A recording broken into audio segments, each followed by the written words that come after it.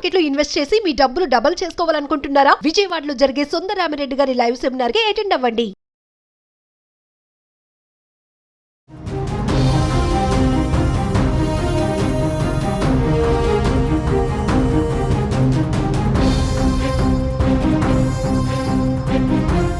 నమస్తే, welcome back to our channel. ప్రస్తుతం మనతో పాటు ఉన్నారు అనలిస్ట్ రామకృష్ణ గారు. సార్తో మాట్లాడదాం. నమస్తే సార్. నమస్కారం అమ్మా. సార్, ట్రంప్ టఫ్ గై మరి అధ్యక్ష పదవి చేపట్టిన గంటలోనే మరి వివేక్ రామస్వామి డోజ్లో ఉన్నటువంటి కీలక పాత్రలో ఉన్నటువంటి ఆయన బయటకు వచ్చేసారు. అంటే కారణాలు ఏమై ఉంటాయంటారు? ఒక్కసారి దాని గురించి మాట్లాడుకుందాం. మనకి హ్యూమన్ నేచర్ ఏంటంటే కాన్స్పిరసీస్ బాగా ఇష్టపడుతూ ఉంటాం.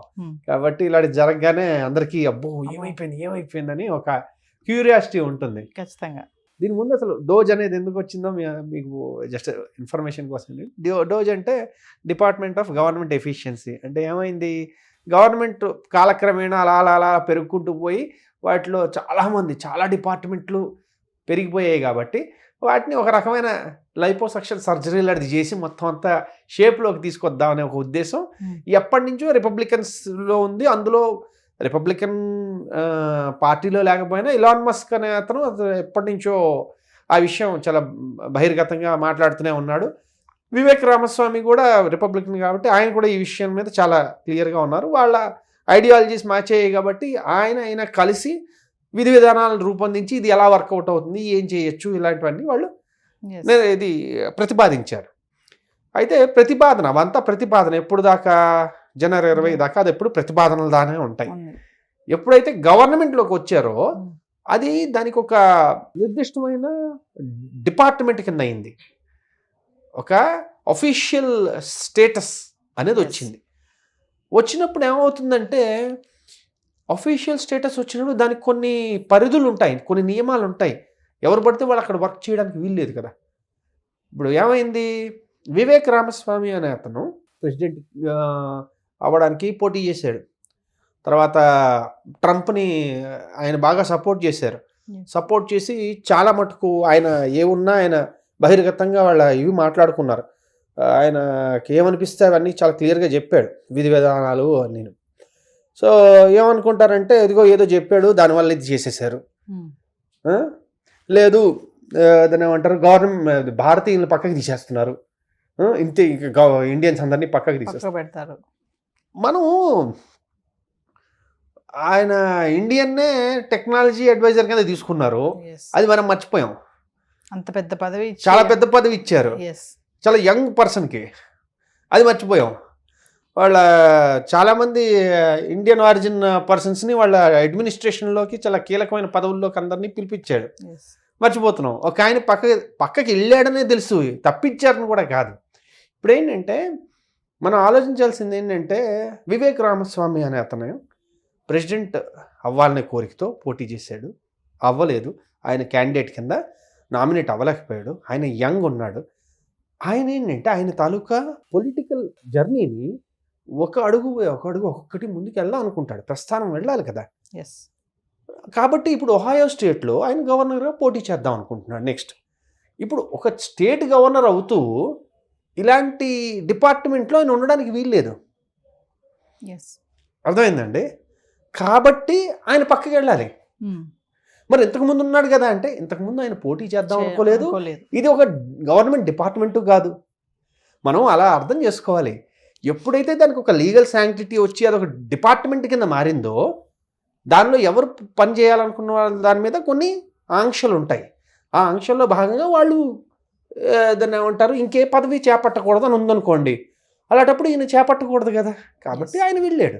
ఆయన రిపబ్లికన్ పార్టీలో చాలా ఇంపార్టెంట్ వాయిస్ అన్నది మనకి ట్రంప్ ప్రతిసారి చెప్తున్నాడు రకరకాల చర్యల ద్వారా. కాబట్టి ఆయన ఏం పక్కకు పెట్టేయలేదు. అండ్ ఇక్కడతో ఆయన ప్రస్థానమే ఆగిపోలే. ఇంకా ఇన్ఫ్యాక్ట్ చెప్పాలంటే చాలా షార్ట్ స్పాన్లో, అతి కొద్ది కాలంలో చాలా పెద్ద ఇంపాక్ట్ క్రియేట్ చేసిన ఒక వాయిస్ ఎవరైనా ఉన్నారంటే, అంటే చాలా లాజికల్గా, ఒక మంచి తర్కంతో ఒక మంచి ఇంపాక్ట్ క్రియేట్ చేసిన వాళ్ళు ఎవరైనా ఉన్నారంటే ఈ మధ్య కాలంలో ప్రపంచంలో ఎక్కడైనా వెతకండి, మొత్తం ఓవరాల్ దీనిలో one of them is Vivek Ramaswamy. చాలా యంగ్, డైనమిక్, క్లియర్. ఆయన డిబేట్స్ ఏవైనా చూసారంటే ఆయన వాళ్ళ పొలిటికల్ డిబేట్స్ అయినా అవ్వచ్చు, లేదా వాళ్ళు ఓటర్స్తో మాట్లాడే విధానాలైనా అవ్వచ్చు, ఆయన చాలా చక్కగా తర్కంతో మాట్లాడతారు. కాబట్టి ఆయన ప్రస్థానం ఇంకా మొదలైంది. ఇప్పుడు ఇది ఇంకా చాలా దూరం వెళ్ళిపోతుంది. ఆయన ఖచ్చితంగా ఎప్పటికైనా అధ్యక్ష పదవికి అర్హుడు. అంటే ఇదేదో నేను చెప్తున్నది కాదు, చాలామంది విశ్లేషకులు ఇవన్నీ చూసి గమనించి చెప్పారు. కాబట్టి హీ హ్యాస్ దట్ క్యాపబిలిటీ. కాబట్టి గవర్నర్ అవుతాడు. గవర్నర్ అయిన తర్వాత కాలక్రమం కలిసి వస్తే ప్రెసిడెంట్ అవుతాడో, వైస్ ప్రెసిడెంట్ అవుతాడో, లేదు గవర్నర్గానే ఎన్నో సంవత్సరాలు చేస్తాడో, కానీ ఆయనకంటూ ఒక ప్రత్యేక స్థానాన్ని అయితే ఆయన ఉంచుకోగలడు. కాబట్టి అటు చేస్తే ఇటు చేయకూడదు, కాబట్టి వెళ్ళిపోయాడు అంతే. ఇంతకు మించి ఇంకేం లేదు. ఇంతకు మించి ఏమైనా ఆలోచించే ఉంటే మనం మస్తు విభేదాలు అట్లాంటివి అదే ఇలాంటివి ఏమైనా అనిపిస్తే మీలో మంచి రైటర్ ఉన్నాడు అనుకుని కృష్ణానగర్కి వెళ్తే బెటర్ అంతే. అంతకు మించి ఇంకేం లేదు. మిగిలినవన్నీ డోజ్ అన్నారు కదా, డిపార్ట్మెంట్ ఆఫ్ గవర్నమెంట్ ఎఫిషియన్సీ చేసే పనులు ఏంటి సార్ అసలు? అంటే ప్రతి డిపార్ట్మెంట్ని ఒకసారి ఐడెంటిఫై చేసి, ఇప్పుడు అసలు ఈ డిపార్ట్మెంట్ ఎగ్జిస్టెన్స్ అవసరమా లేదా? కొన్నిసార్లు ఉంటాయి, ఏదో ఒక డిపార్ట్మెంట్ పెడతారు, పెట్టిన తర్వాత దాని తాలూకు ఆవశ్యకత కోల్పోతాం కొన్నాళ్ళ తర్వాత, కానీ దాన్ని అలానే కంటిన్యూ చేస్తూ ఉంటాం. ఇప్పుడు మన ఇండియాలోనే ఉన్నాయి గవర్నమెంట్ సెక్టర్ యూనిట్స్ ఉండేవి. ఎన్ని వేల కంపెనీలు మన వాళ్ళు మూస్తే కూడా ఇంకా చాలా వైట్ ఎలిఫెంట్స్ ఉన్నాయి. అలాంటివి అక్కడ ఉన్నాయి. సో వాటిని తీయించేయడం. రెండోది, కొన్ని గవర్నమెంట్ డిపార్ట్మెంట్స్లో చాలా అవసరానికి మించిన ఎంప్లాయీస్ ఉన్నారు.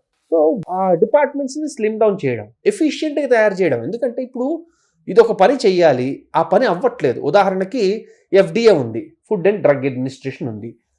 అది చేయాల్సిన పనులు అది చేయట్లేదు అనుకోండి, దానికప్పుడు చాలా క్లియర్గా ఇస్తారు మ్యాండేట్. ఓకే, ఇవి అవుట్కమ్స్ ఉండాలి, అది జరగట్లేదు, కమన్ ఎలా జరుగుతారో నాకు విధి విధానాలు మీరు రూపొందించండి, నాకు ఆ ప్రణాళిక చూపించండి. సో అది బేసిక్గా చేయడం ఏంటంటే they are only trying to make it work faster. అది ఒక రకంగా చెప్పాలంటే మన దేశాల్లో గైడెన్స్ పరంగా చేస్తూ ఉంటారు అలాంటివి. అంటే ఇప్పుడు నీతి ఆయోగ్ అనేది ఒకటి వచ్చింది. నీతి ఆయోగ్ ఏం చేసింది, వాళ్ళు కొన్ని విషయాల్ని వాళ్ళు అధ్యయనం చేసి రాష్ట్రాలకి ఒకే ఏమైనా సలహాలు సూచనలు ఇవ్వడం దాకా చేశారు. కానీ గవర్నమెంట్ తాలూకు మొత్తం స్ట్రక్చర్ని మార్చాలి, ఇలాంటి వాటిని మన దాకా అది రాలా. వాళ్ళు ఏంటంటే వాళ్ళకి ప్రెసిడెన్షియల్ రూల్ ఉంది, ప్లస్ వాళ్ళకి ఆ ఛాన్స్ ఉంది. అందులోకి వీళ్ళు ఇలాన్ మస్క్ కానీ ట్రంప్ కానీ అది వాళ్ళ అదేదో సినిమా ఉంది కదా, ఎవడైతే నాకేంటి అన్నది, ఆ సినిమా టైటిల్కి యాప్ట్ హీరోలు అన్నమాట. వీళ్ళు ఎవరిని పట్టించుకోరు, వీళ్ళు అనుకున్నది చెయ్యాలి. సో అందుకని ఇది వెంటనే ఇప్పుడు ఒకటి బాగా గమనించండి, ట్రంప్ 1 వచ్చినప్పుడు ఈ అర్జెన్సీ లేదు. ట్రంప్ 2.0 అన్నారు.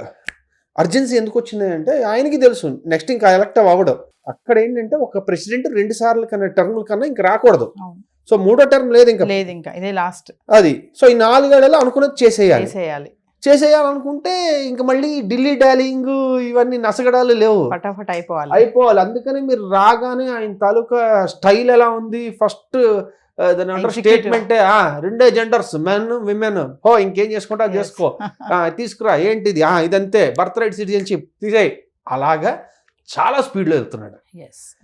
అయితే వీటన్నిటికీ రకరకాల ఎదురు దెబ్బలు వస్తూ ఉంటాయి, చూడాలి అవి ఎలా జరుగుతాయి. Thank you sir. ఓకేనమ్మా. హాయ్. మొట్టమొదటిసారిగా మన విజయవాడలో క్లాస్ రూమ్ ట్రైనింగ్ అండి, 1 డే క్లాస్ రూమ్ ఎన్విరాన్మెంట్లో ఆఫ్లైన్ వెబినార్ జరగబోతుంది.